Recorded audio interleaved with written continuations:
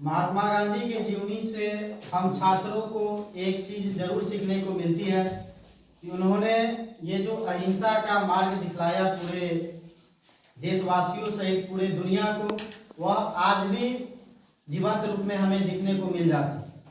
जिसमें उन्होंने सत्याग्रहियों के लिए शब्द को स्पष्ट करते हुए उसका अर्थ बतलाया कि सत्य के लिए हम आग्रह करें, यानी शत्रुओं को, मेरा उद्देश्य शत्रुओं को पराजित करना नहीं बल्कि उसके हृदय में जो विचार हैं गलत विचारें हैं, उसको बदल के अपनी तरह अपने अनुकूल बनाना।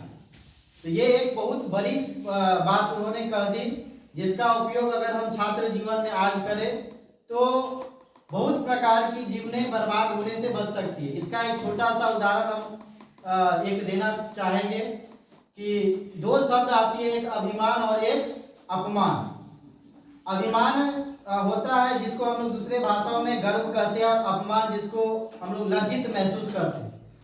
जनरली होता क्या है, वर्ग कक्ष में अथवा गांव घर में अगर कोई बच्चे एक दूसरे को गाली गलौज या कोई प्रकार के अपमानजनक शब्द कह देते हैं तो लोग एक दूसरे से मारपीट करने लग जाते हैं। इससे बातें उसके परिवारजनों तक पहुंचती है, फिर परिवारजन भी आपस में एक दूसरे से उलझ पड़ते हैं और ये बात आगे बढ़ती जाती है, फिर न्यायालय तक भी पहुंच जाती है बात। इससे दो परिवारों का जीवन बर्बाद होने के कगार पे चली जाती है, क्योंकि इससे छात्र क्या करते हैं, अपमान महसूस करते हैं कि उन्हें दो लोगों के बीच या अकेले भी उन्हें गाली दे दिया।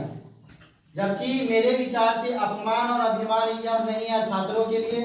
छात्रों के लिए अभिमान और अपमान का केवल और केवल यही अर्थ है कि हम जो चीज पढ़ रहे हैं, हम जिस कक्षा में पढ़ रहे हैं, जिस चीज का तैयारी कर रहे हैं, उसका प्रश्न अगर हम घर पे बैठ करके बनाए, वह प्रश्न अगर हमसे बन जाए तो यह हमारे लिए अभिमान है, अगर नहीं बने तो यह अपमान है।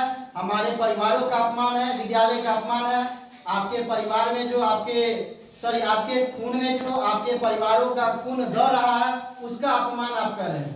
तो छात्र जीवन में केवल यही अभिमान और यही अपमान है कि हम जिस चीज का तैयारी कर रहे हैं, शिक्षा के द्वारा पढ़ाए जाने के बाद अगर वो चीजें हमारे पास रहती है और उसका अगर हम प्रश्न बनाते हैं तो प्रश्न बन जाए तो यह हमारे लिए अभिमान है, नहीं तो अपमान है।